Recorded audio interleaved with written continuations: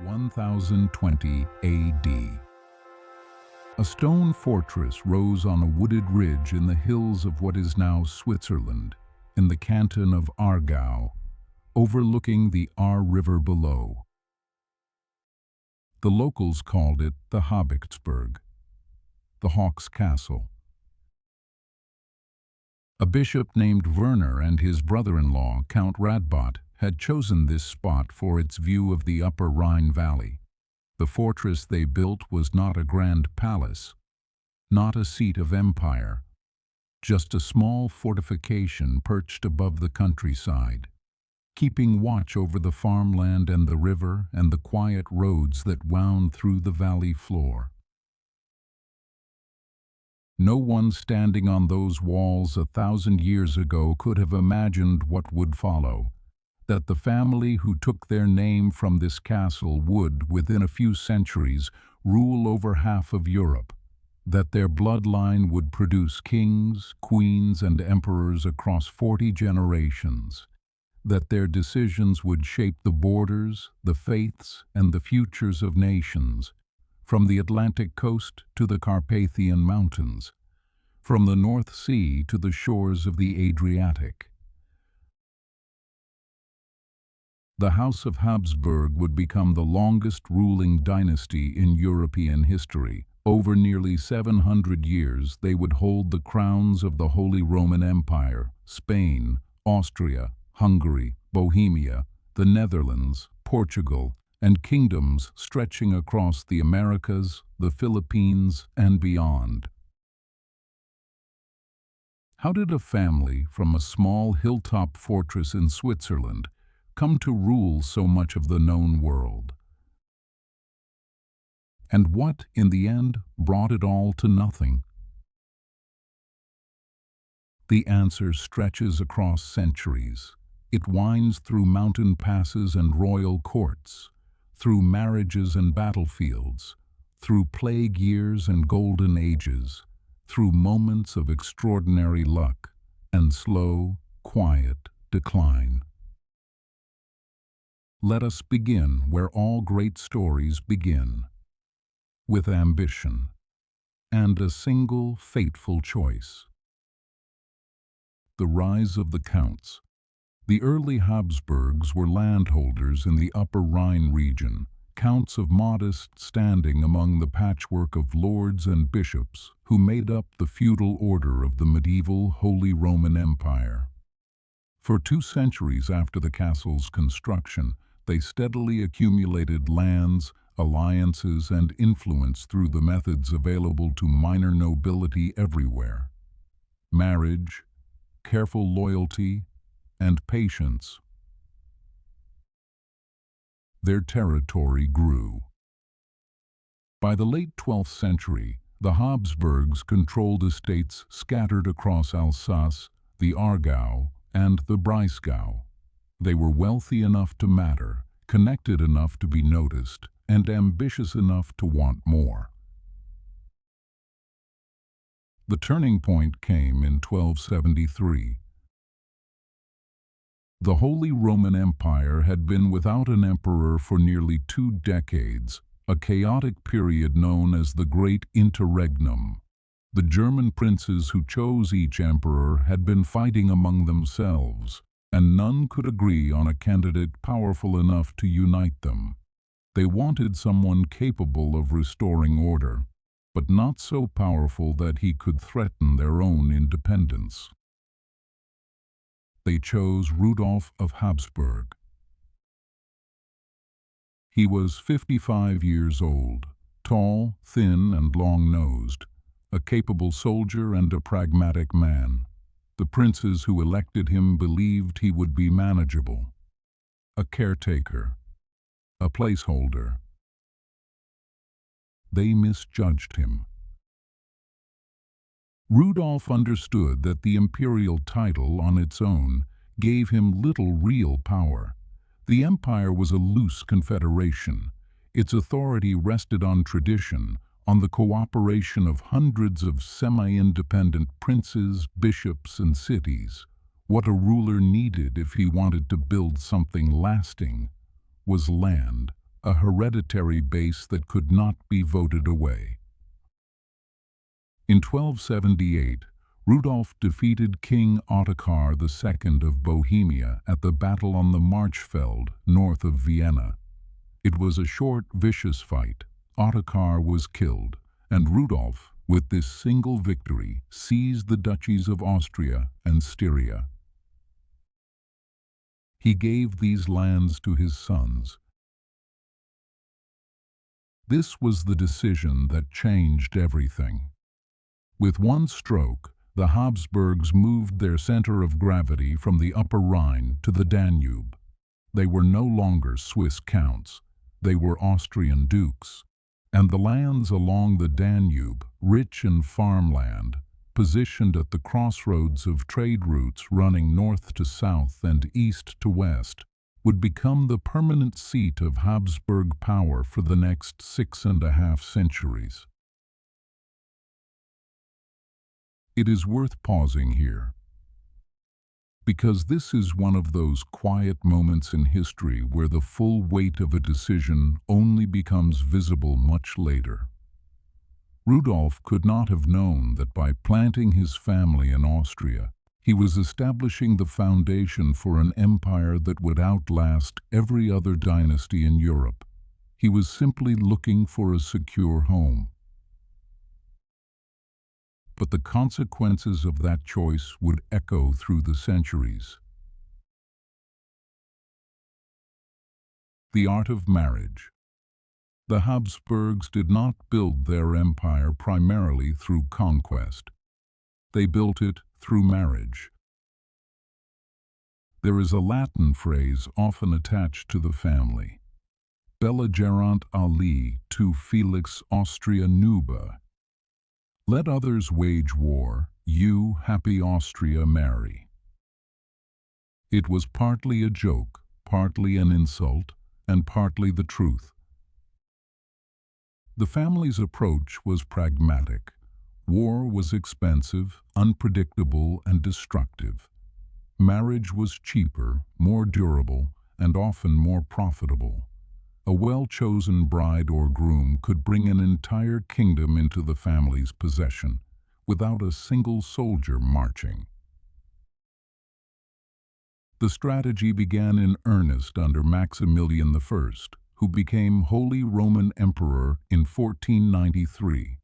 Maximilian was a fascinating figure, a man who jousted in tournaments, patronized artists like Albrecht Dürer, and dreamed of crusades.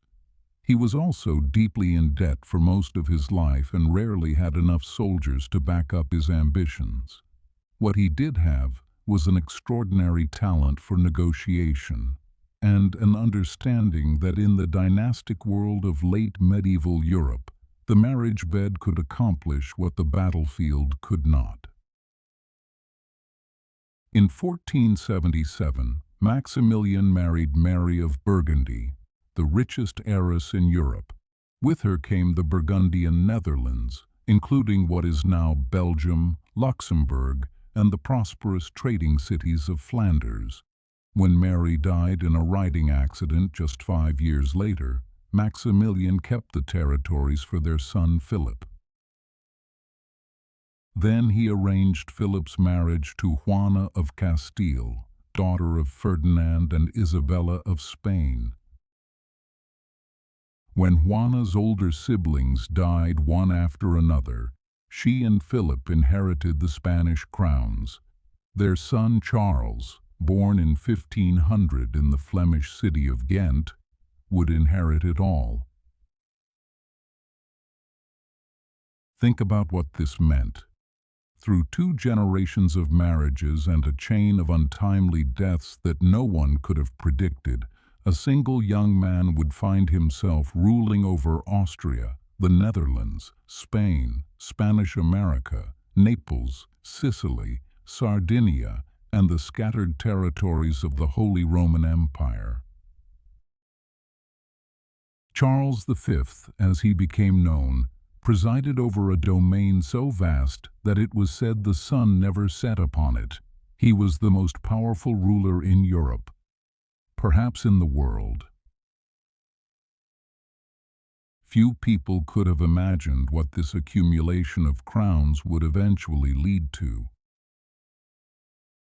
The emperor on whose lands the sun never set. Charles V inherited his empire at the age of 19. He would spend the next 37 years trying to hold it together. It was an almost impossible task. His lands were scattered across 3 continents. He faced the expanding Ottoman Empire under Suleiman the Magnificent, pressing into Hungary and besieging Vienna itself in 1529. He faced the Protestant Reformation, which was tearing the religious unity of the German lands apart. He faced a hostile France, encircled by Habsburg territory and desperate to break free. He faced rebellions in Spain, piracy in the Mediterranean, and the staggering complexity of governing peoples who shared neither language, law, nor custom. Charles fought them all. He traveled constantly, crossing the Alps dozens of times, rarely staying in one place for more than a few months. He was a serious man, devout, melancholic, and increasingly exhausted by the weight of his responsibilities. By 1556, worn out and afflicted by gout, Charles did something almost unheard of for a European monarch. He abdicated. He divided his empire between his brother Ferdinand, who received Austria, Bohemia, Hungary, and the imperial title, and his son Philip, who received Spain, the Netherlands, and the Italian territories. This division created 2 branches of the Habsburg family. The Spanish Habsburgs, based in Madrid, would rule over the largest colonial empire the world had yet seen. The Austrian Habsburgs, based in Vienna, would hold the center of Europe along the banks of the Danube. For the next century and a half, the 2 branches supported one another, coordinating against their common enemies, sharing intelligence and occasionally soldiers. When one branch was attacked, the other often came to its aid. This arrangement allowed the Habsburgs to survive threats that would have destroyed a less connected family. The Ottoman siege of Vienna in 1529, the waves of Protestant rebellion, the ceaseless maneuvering of France. All of these pressures were bearable, in part because the family could draw on resources from both ends of Europe. But even this arrangement had its limits, and the cracks that would eventually tear the family apart were already forming beneath the surface.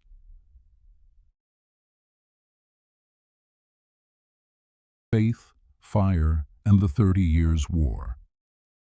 The Reformation had changed everything in the German-speaking world. By the late 16th century, large parts of the Holy Roman Empire had become Protestant.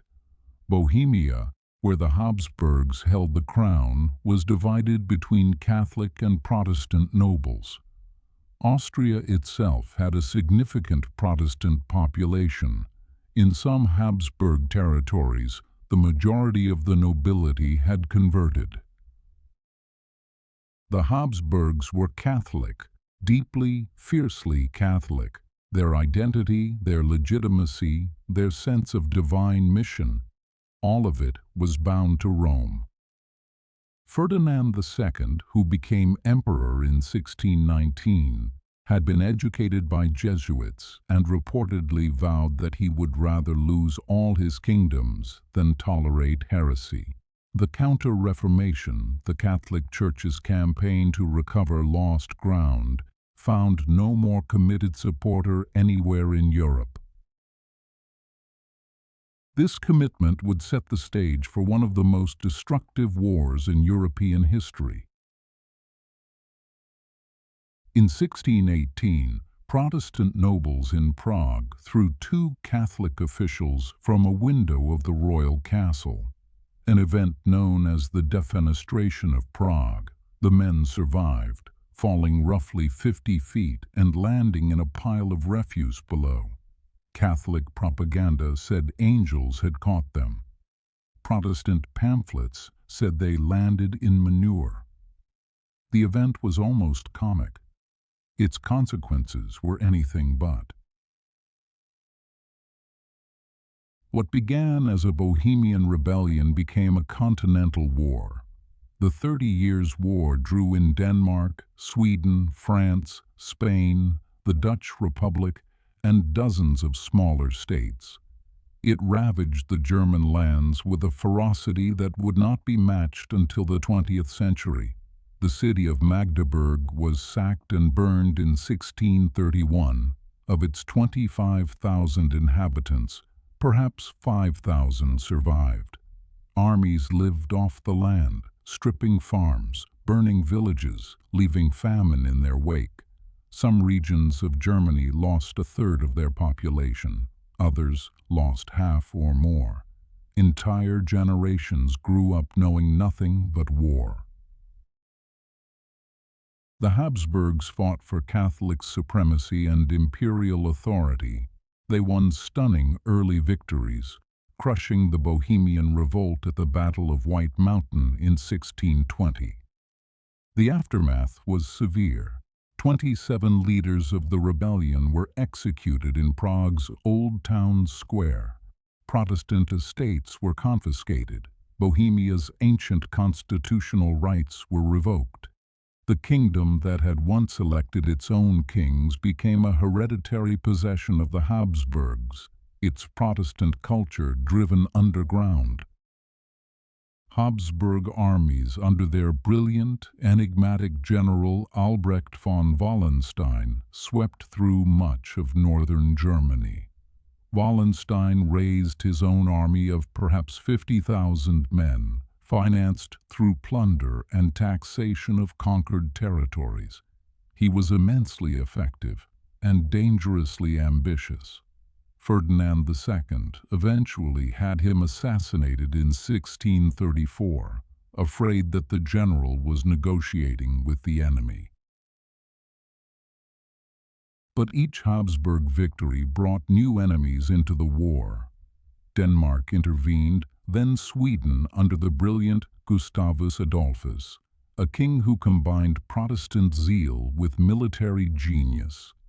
Then France, under Cardinal Richelieu, a Catholic churchman who allied with Protestant Sweden against the Catholic Habsburgs because he feared Habsburg power more than he feared Protestant theology. The war ground on for 30 years. By its final decade, the original causes had been forgotten by most of those fighting.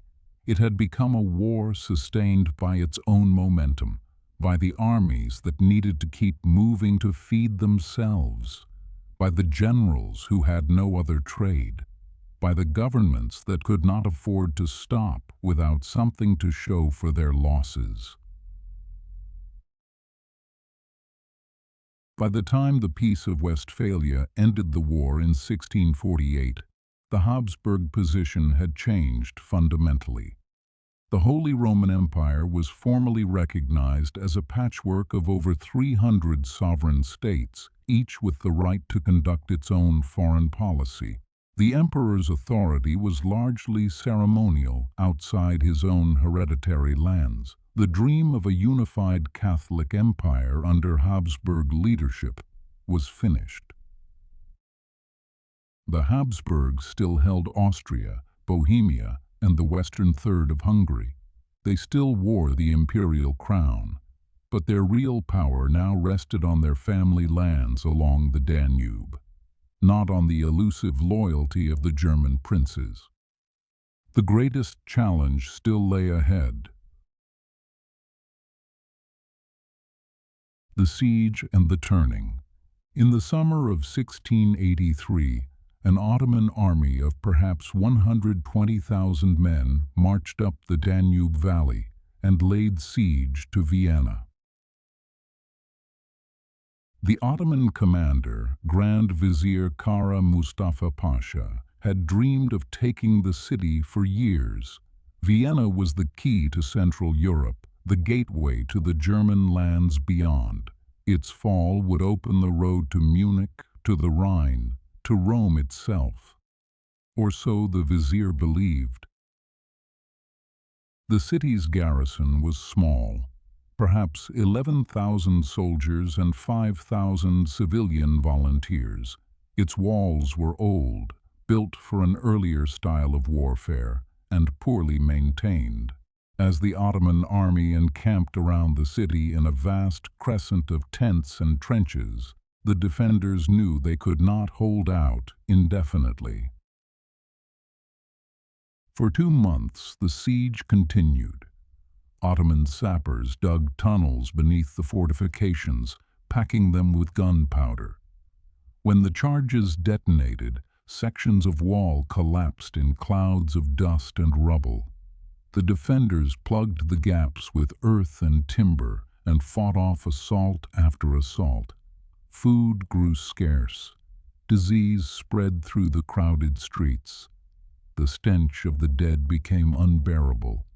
The commander of the garrison, Count Ernst Rüdiger von Starhemberg, sent urgent messages to the relief army gathering in the hills to the northwest. "Hurry," he wrote. "We cannot hold much longer." On September 12th, the relief army arrived.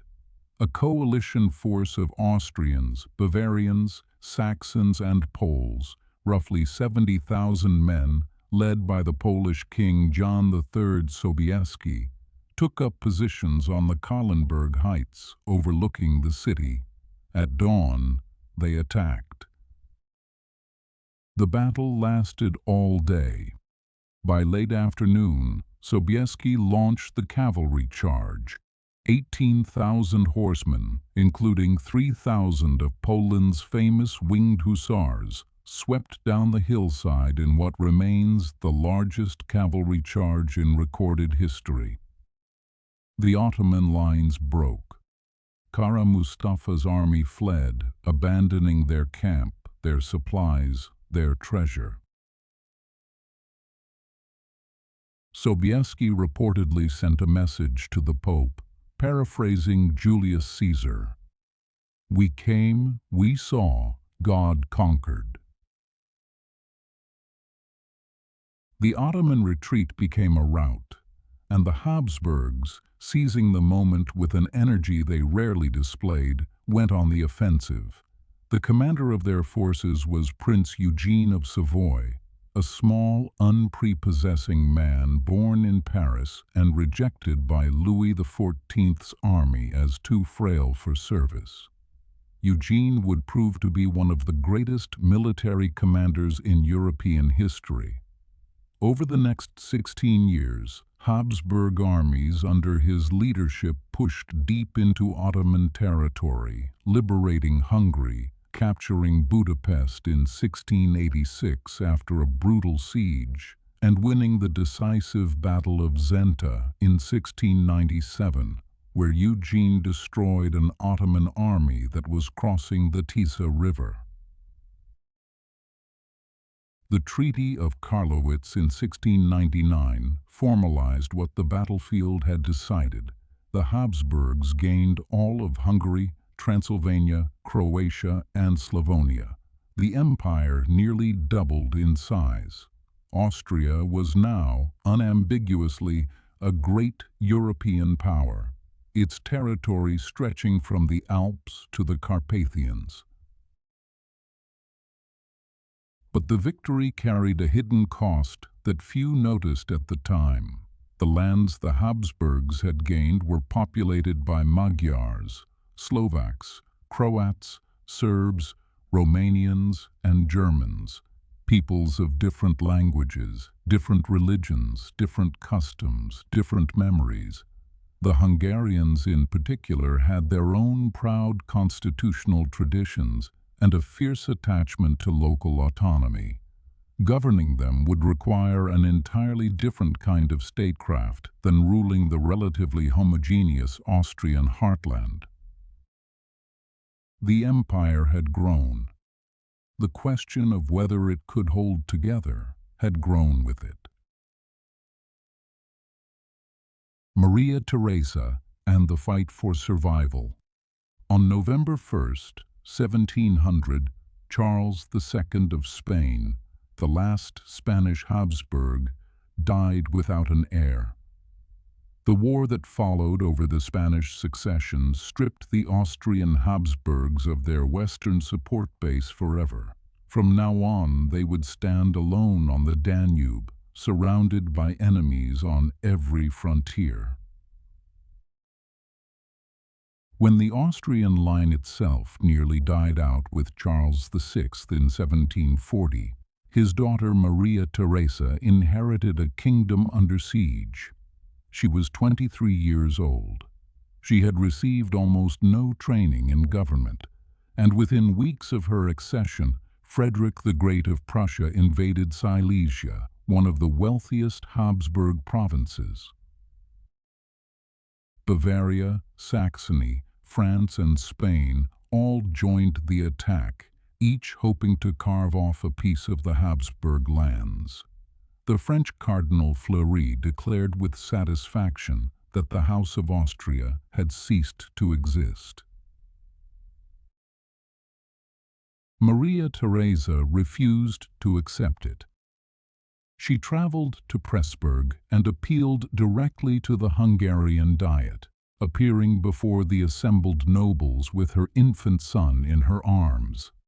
The Hungarians, moved by her courage, or perhaps by the autonomy she promised them, pledged their swords and their soldiers.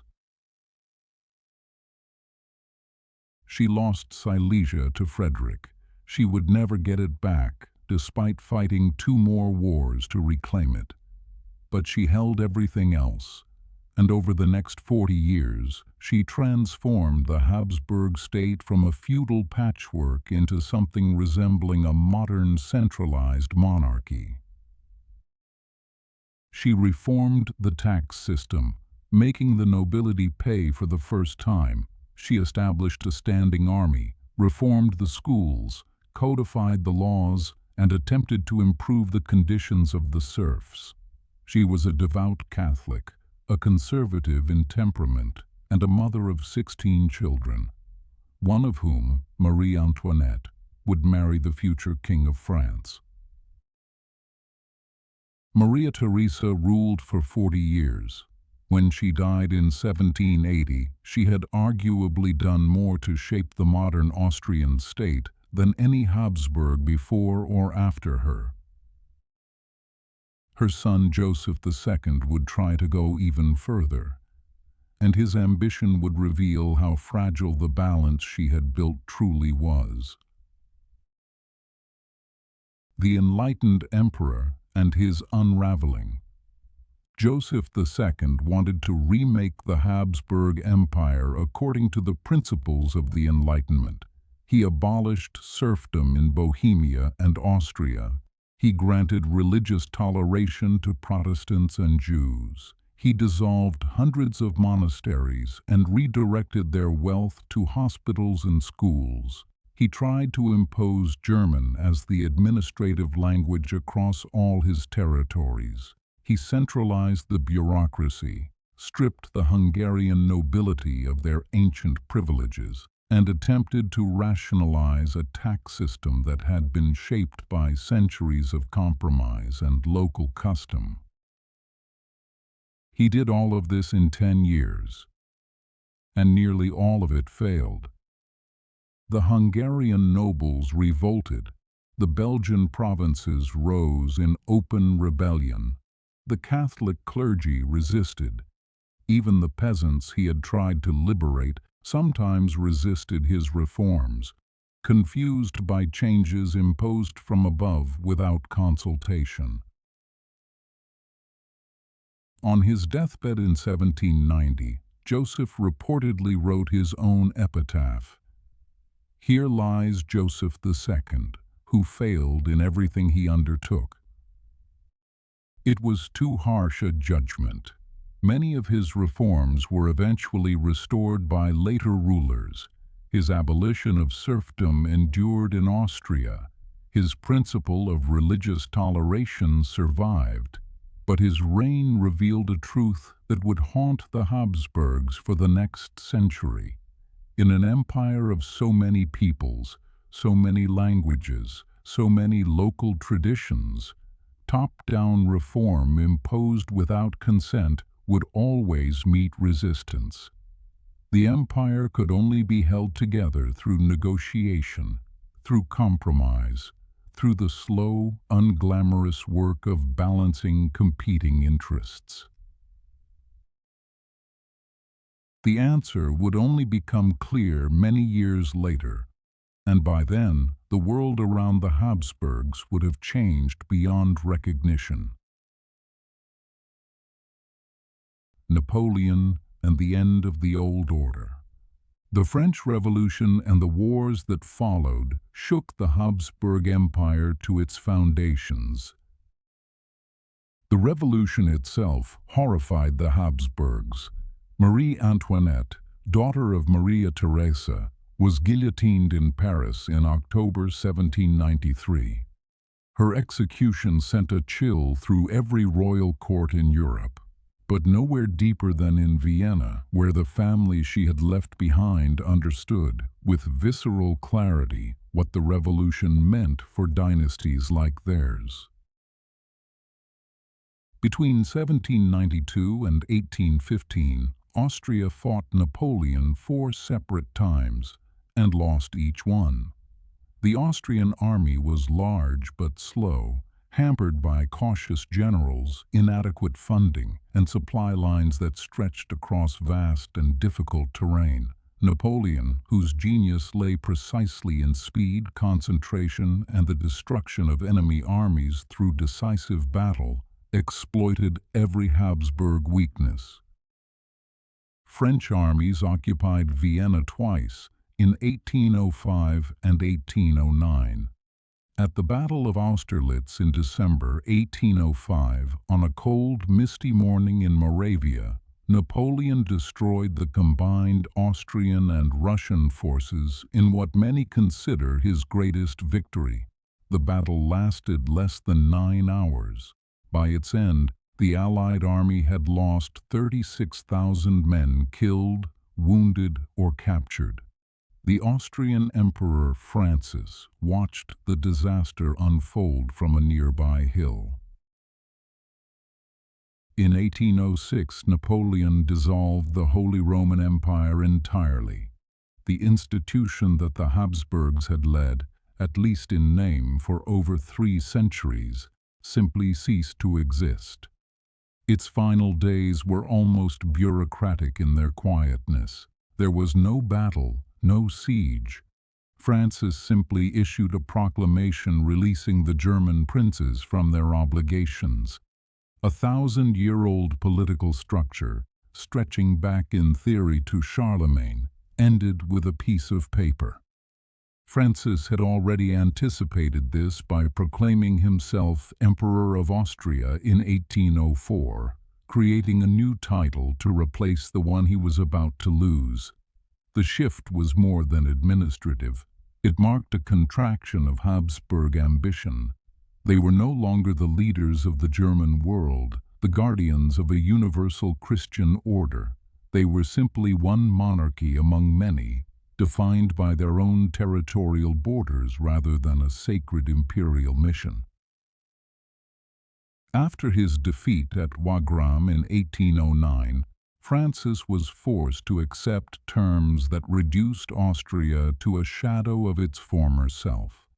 He lost territory, paid enormous indemnities, and was compelled to offer his own daughter, Marie-Louise, as a bride to Napoleon.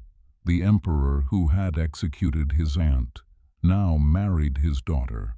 It was a humiliation of the most personal kind, and Francis bore it with the grim stoicism that characterized the later Habsburgs. But then, something changed.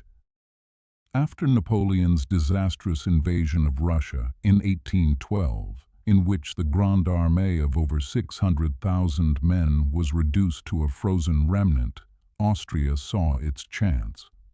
Prince Metternich, the foreign minister, was perhaps the most calculating diplomat in Europe. He had spent years studying Napoleon, flattering him, buying time. Now he maneuvered Austria into the growing coalition against France with surgical precision, waiting until the moment was right, until the odds had shifted before committing Austrian forces. The gamble worked. Austria joined Russia, Prussia, and Sweden in the campaign that defeated Napoleon at Leipzig in October 1813, the largest battle in European history before the 20th century. Napoleon abdicated in April 1814 and was exiled to Elba. When he escaped and returned for the 100 Days in 1815, the coalition reassembled and finished the job at Waterloo. At the Congress of Vienna in 1814 and 1815, Metternich became the architect of a new European order. He sought stability, legitimacy, and the prevention of revolution. The Congress restored many of the old boundaries, reaffirmed the rights of established dynasties, and created a system of regular consultation among the great powers known as the Concert of Europe. For the Habsburgs, the Congress was a triumph. Austria recovered its Italian territories, regained influence over the German states, and positioned itself as the conservative anchor of European order. Metternich would dominate European diplomacy for the next 3 decades, suppressing revolutionary movements wherever they appeared, censoring newspapers, monitoring dissidents, and maintaining the fragile peace through a combination of police surveillance and diplomatic pressure. The system worked for a time. Europe enjoyed its longest period of general peace since the Roman Empire. But beneath the surface, forces were gathering that no Congress could contain. The ideas of nationalism and liberalism, born in the French Revolution, were spreading through the educated classes of every nation in the Habsburg lands, and they carried within them a question that Metternich's system could suppress but never answer. Who should rule, and by what right? 1848, the year everything broke. In March 1848, revolution erupted across Europe. It began in Paris, spread to Berlin, Munich, Milan, and within weeks reached Vienna itself. Nowhere did it burn more fiercely or reveal more about the fault lines of an empire than in the Habsburg lands. In Vienna, students and workers took to the streets on March 13th. They demanded a constitution, a free press, the end of censorship. Metternich, the symbol of the old order, the man who had held Europe together for 30 years through sheer force of will and diplomatic craft, was forced to resign. He fled the city in disguise, reportedly smuggled out in a laundry cart. He was 74 years old. The system he had built collapsed in a single afternoon. In Budapest, the Hungarian liberal Lajos Kossuth delivered a speech to the Hungarian Diet that electrified the nation. He demanded an independent parliament, a responsible ministry, the end of serfdom, and a constitutional government answerable to the Hungarian people rather than to Vienna. Within weeks, the emperor granted most of these demands. Hungary had, in effect, become an independent state within the empire, connected to Austria only through the person of the monarch. In Prague, Czech intellectuals convened a Slavic Congress, the first pan-Slavic political gathering in history. They did not demand independence from the empire, at least not yet. They wanted recognition, autonomy, and the acknowledgement that the Slavic peoples of the monarchy deserved the same rights as the Germans and Hungarians. The historian František Palacký, invited to attend a German National Assembly in Frankfurt, refused with a famous declaration. If the Austrian Empire did not exist, he wrote, it would be necessary to invent it, because the small Slavic nations of Central Europe needed its protection against both German and Russian domination. But that empire, he insisted, must be reformed into a genuine federation of equal peoples. In Milan and Venice, Italian patriots rose against Austrian rule, driving the Habsburg garrison from the city. The people of Milan built barricades from paving stones and furniture and fought the Austrian army for 5 days before the soldiers withdrew. The Venetian Republic was proclaimed under Daniele Manin. For a brief season, it seemed as though Austrian power in Italy might be finished. The empires seemed to be disintegrating. Emperor Ferdinand I, a kind but intellectually limited man who reportedly suffered from epilepsy and was widely regarded as unfit to rule, was persuaded to abdicate in December 1848 in favor of his 18-year-old nephew, Franz Joseph. The abdication took place in the Archbishop's palace in the Moravian city of Olomouc. Ferdinand, upon signing the papers, reportedly turned to his nephew and said, "God bless you. Be brave." It was done gladly. The young emperor, advised by experienced generals and ministers, particularly the ruthless and capable Prince Felix zu Schwarzenberg, fought back methodically. In Italy, the aged Field Marshal Radetzky, 82 years old, defeated the Piedmontese army at Custoza and Novara, restoring Austrian control. Johann Strauss the Elder composed the Radetzky March in his honor. It is still played at the Vienna New Year's concert today. In Prague, Prince Windischgrätz bombarded the city into submission in June 1848, ending the Slavic Congress and the Czech revolutionary movement in a matter of days. Hungary proved far more difficult. Kossuth declared full independence in April 1849 and deposed the Habsburgs from the Hungarian throne. The Hungarian army, led by capable generals and fighting on their own soil, inflicted repeated defeats on the Austrians. Franz Joseph, unable to suppress the revolt on his own, took the humiliating step of requesting military assistance from Tsar Nicholas I of Russia. 200,000 Russian soldiers crossed the Carpathians. Caught between two armies, the Hungarians surrendered in August 1849. 13 Hungarian generals were executed at Arad.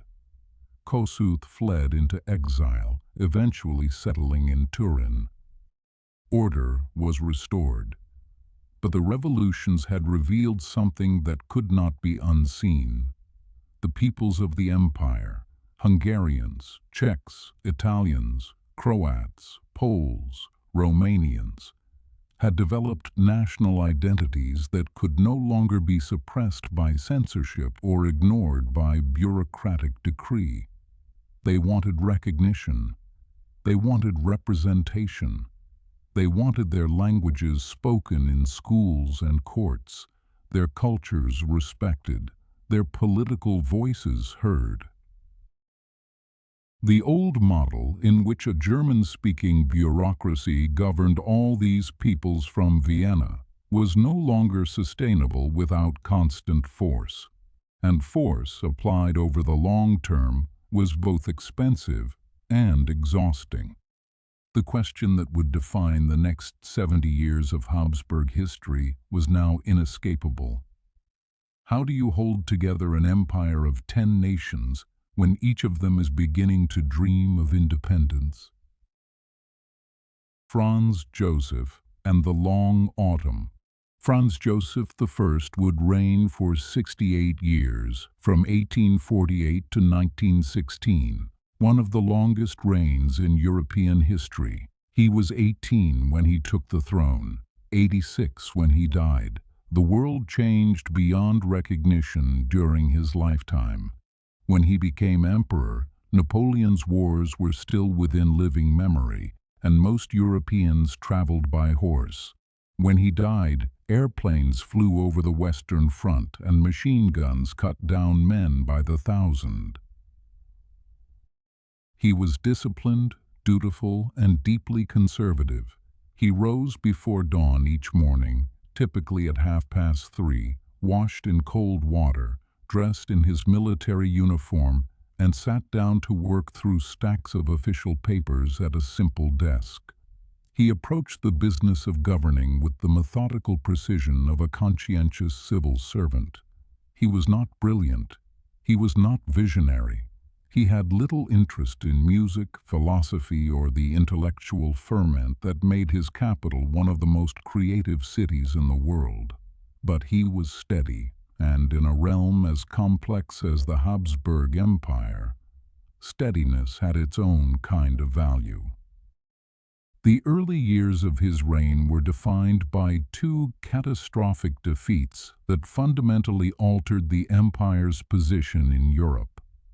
In 1859, Austria went to war with France and the Kingdom of Piedmont-Sardinia over control of northern Italy. Franz Joseph commanded his army personally at the Battle of Solferino, one of the bloodiest engagements of the 19th century, where 300,000 men fought in June heat so extreme that a Swiss businessman named Henry Dunant, who witnessed the aftermath, was moved to found the Red Cross.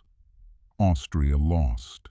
It surrendered Lombardy, and within 2 years the Kingdom of Italy was unified, ending centuries of Habsburg influence on the peninsula. In 1866, the blow fell from the north. Otto von Bismarck, the Prussian minister-president who was methodically engineering the unification of Germany under Prussian leadership, provoked Austria into war. At the Battle of Königgrätz in Bohemia, the Prussian army, equipped with breech-loading rifles that fired 5 times faster than the Austrian muzzle-loaders, inflicted a decisive defeat. Austria was expelled from the German Confederation. The dream of Habsburg leadership over the German-speaking world, which had persisted in various forms since Rudolf I, was over. These defeats reshaped the empire's geography and its psychology. Austria had lost its influence in Germany and Italy within 7 years. What remained was the Danubian core: Austria, Hungary, Bohemia, Galicia, and the South Slavic lands. And among these, the Hungarians were making their dissatisfaction impossible to ignore. In 1867, facing continued Hungarian resistance and weakened by the defeats of 1859 and 1866, Franz Joseph agreed to the Ausgleich, the compromise, that divided the empire into 2 halves. Austria and Hungary became separate states, sharing a common monarch, a common army, and a common foreign policy, but governing their internal affairs independently. Franz Joseph was Emperor of Austria and separately King of Hungary, crowned in Budapest with the 1,000-year-old crown of St. Stephen. The compromise satisfied the Hungarians, at least the Hungarian ruling class. The Magyar nobility gained control over their own parliament, their own educational system, their own administration. But it infuriated nearly everyone else. The Czechs asked why they did not receive the same recognition. Their kingdom of Bohemia had a history as old as Hungary's. The Croats, Slovaks, Romanians, and Serbs within Hungary found themselves subject to aggressive Magyarization, policies designed to impose Hungarian language and culture on non-Magyar populations. The empire's 10 nations had been reduced for political purposes to 2, and the other 8 resented it. Franz Joseph's personal life was marked by a chain of tragedies that would have broken a less rigidly composed man. His brother Maximilian, installed as Emperor of Mexico by Napoleon III in a doomed colonial adventure, was captured and executed by firing squad in 1867, the same year the compromise was signed. His only son, Crown Prince Rudolph, a sensitive, intelligent man who chafed under his father's conservatism and his mother's emotional distance, died in a murder-suicide at the hunting lodge of Meierling in January 1889. The details remain partly mysterious, partly suppressed by the family.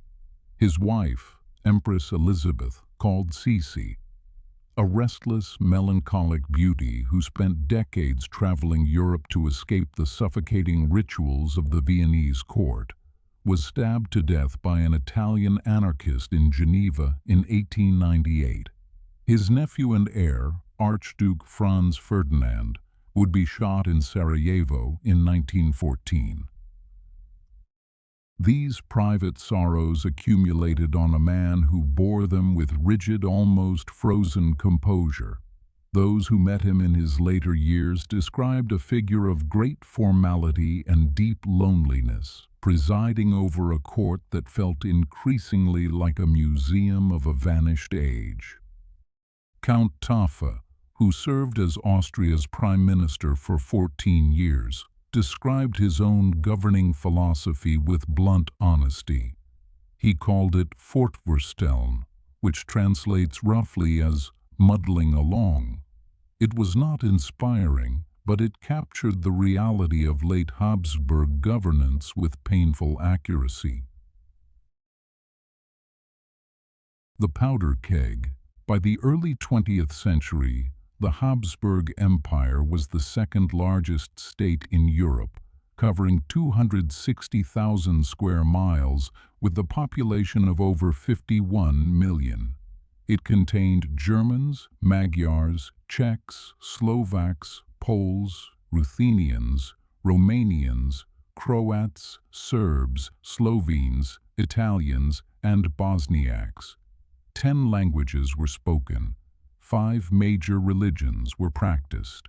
The empire's parliament in Vienna had become, in the words of one observer, a Tandelmarkt, a junk market, where debates dissolved into shouting matches between national factions and sessions were disrupted by deputies blowing whistles and slamming desk lids. And yet, the empire still functioned. Its trains ran on time. Its postal system was among the best in Europe. Its universities produced some of the finest minds of the age: Sigmund Freud, Gustav Mahler, Ludwig Wittgenstein, Gustav Klimt. Vienna was one of the great cultural capitals of the world. Budapest was booming. Prague was thriving. The Danubian economy was growing. The Habsburgs in 1900 were simultaneously dying and flourishing. The political structure was corroding from within, but the civilization it had built was producing extraordinary things. This contradiction could not last. The centrifugal forces of nationalism were pulling harder each year. The centripetal forces, the dynasty, the army, the bureaucracy, the church, were weakening. In Bosnia-Herzegovina, which Austria-Hungary had administered since 1878 and formally annexed in 1908, Serbian nationalists dreamed of uniting all South Slavs into a single state. Across the border, the Kingdom of Serbia, backed by Russia, encouraged these dreams. On June 28, 1914, Archduke Franz Ferdinand and his wife Sophie were shot and killed by a 19-year-old Bosnian Serb named Gavrilo Princip on a street corner in Sarajevo. The empire's response to this assassination would set in motion a chain of events that no one could control and no one could stop.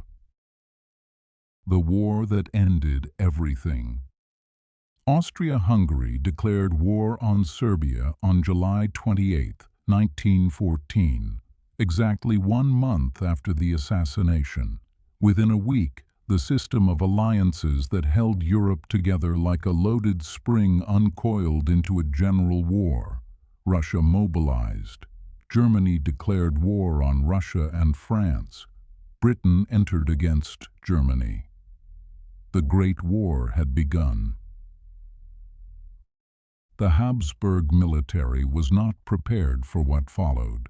Its army was large but underfunded, its officer corps divided by language, its supply chains stretched across an empire that lacked the industrial capacity to sustain a long war. In the opening campaigns, Austrian forces suffered catastrophic losses against both Russia and Serbia.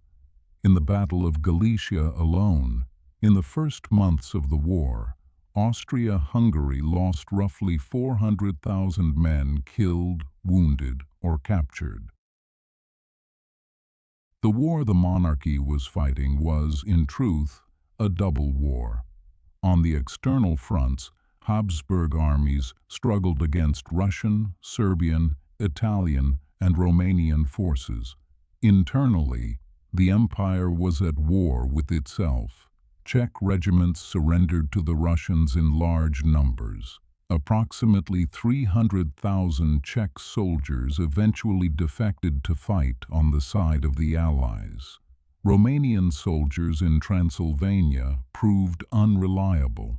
South Slavs harbored sympathies for Serbia. The military authorities responded with repression.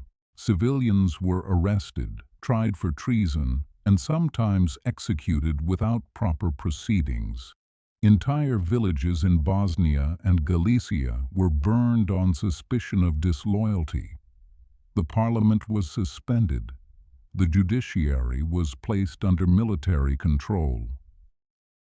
A state that puts its own soldiers under surveillance, that spies on the correspondence of the majority of its fighting men, has already lost something that cannot be recovered by victory on the battlefield. Emperor Franz Joseph died on November 21, 1916, at the age of 86. In the middle of the war he had helped to start. His death removed the one figure who had held the symbolic loyalty of the empire's diverse peoples for nearly 7 decades. His grandnephew, the young Emperor Karl, inherited a state that was already coming apart. He tried to negotiate a separate peace with the Allies. He failed. He tried to reform the empire into a federation of autonomous nations. He was too late. In October 1918, as the military fronts collapsed and soldiers deserted by the tens of thousands, the peoples of the empire began forming their own national governments. On October 18, 1918, Karl issued a manifesto offering to transform Austria into a federal state of free peoples. The manifesto was ignored. The Czech National Council in Prague declared independence. The Croats and Slovenes joined with Serbia, the Poles, the Romanians, the Hungarians. Each went their own way. On November 11, 1918, Karl issued a declaration renouncing participation in Austrian state affairs. He did not formally abdicate. He simply stepped aside. The Habsburg Empire, which had endured for 6.5 centuries, dissolved in a matter of weeks. The old emperor had once written in a private testament, "If in the course of events and in the historical evolution the form of government of the Austro-Hungarian monarchy should suffer a change, and, what God may prevent, the crown should not remain in our house." He had seen it coming. Many had. The dissolution was not a sudden collapse, but the final stage of a long, slow, organic process that had been visible to perceptive observers for 100 years. What remains? Karl and his wife Zita went into exile. They lived in Switzerland, then Madeira, where Karl died in 1922 at the age of 34 of pneumonia. He was beatified by the Catholic Church in 2004. The empire he left behind was replaced by 7 new states: Austria, Hungary, Czechoslovakia, Yugoslavia, and parts of Poland, Romania, and Italy. The borders drawn in 1918 and 1919 would shape the political geography of Central Europe for the rest of the century and beyond. The new states inherited the Habsburg Empire's railroads, its universities, its legal codes, and its bureaucratic traditions. They also inherited its national tensions, which would flare again and again throughout the 20th century, in ways that proved the Habsburgs' failure was also, in a strange sense, proof of how difficult the problem they had been trying to solve truly was. Oskar Jászai, the Hungarian political scientist who wrote one of the first great analyses of the empire's dissolution, put it this way: had the Habsburgs succeeded in building a genuine multinational community, they would have solved a problem that still haunts the world today. How to unite peoples of different languages, traditions, and beliefs into a common political life without crushing their individual identities. It was the problem of the League of Nations. It remains the problem of the European Union. It may be the central political problem of the modern age. The Habsburgs did not solve it, but they kept it alive for longer than anyone else managed to. The fading echo. Today, the Hawk's Castle still stands above the R, though it is mostly a ruin. Tourists visit on summer afternoons. The view from the ridge is green and quiet. In Vienna, the Hofburg Palace is a museum complex now. Visitors walk through the rooms where Maria Theresa raised her children, where Metternich plotted the Congress of Vienna, where Franz Joseph sat at his desk each morning before sunrise, reading dispatches from the corners of an empire that no longer exists. In the crypt beneath the Capuchin Church, the Kaisergruft, 149 members of the Habsburg family rest in elaborate metal coffins. The hearts of many were removed and placed in silver urns at the Augustinian Church. Their internal organs were placed in copper vessels in St. Stephen's Cathedral. Even in death, the Habsburgs were divided among multiple locations, scattered across the city they had ruled for so many centuries. The tradition of Habsburg burial continues. When the last body is placed in the crypt, the monks who guard it still observe an old ritual. A knock comes at the door. A voice announces the deceased by all their titles: King of Jerusalem, Duke of Burgundy, Count of Habsburg, and on and on. The monk inside replies, "We do not know him." A second knock.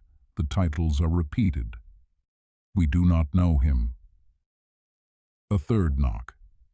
This time, a simple name is given. He is a mortal, sinful man who begs God's mercy. The door opens. 700 years of empire, 40 generations, crowns from a dozen kingdoms. And at the end, What remains is just a name and a request for grace. The story of the House of Habsburg is, finally, a story about the things that hold people together and the forces that pull them apart, about the difference between ruling and governing, between holding territory and earning loyalty, about the slow, patient, sometimes brilliant, sometimes stubborn work of trying to make a world of many peoples live together under one roof. They did not succeed. No one has. Not at that scale, not for that long. But the attempt itself, stretching across 7 centuries of European history, from a castle on a Swiss hill to the trenches of the First World War, is one of the most remarkable chapters in the long, strange, endlessly fascinating story of human civilization. And with that, we leave the House of Habsburg to the silence of the crypt, to the green hills of the Ahr, to the memory of countless lives lived in the shadow of a family whose ambitions shaped the world we know today. Close your eyes. Let the story settle. History is never as far away as it seems.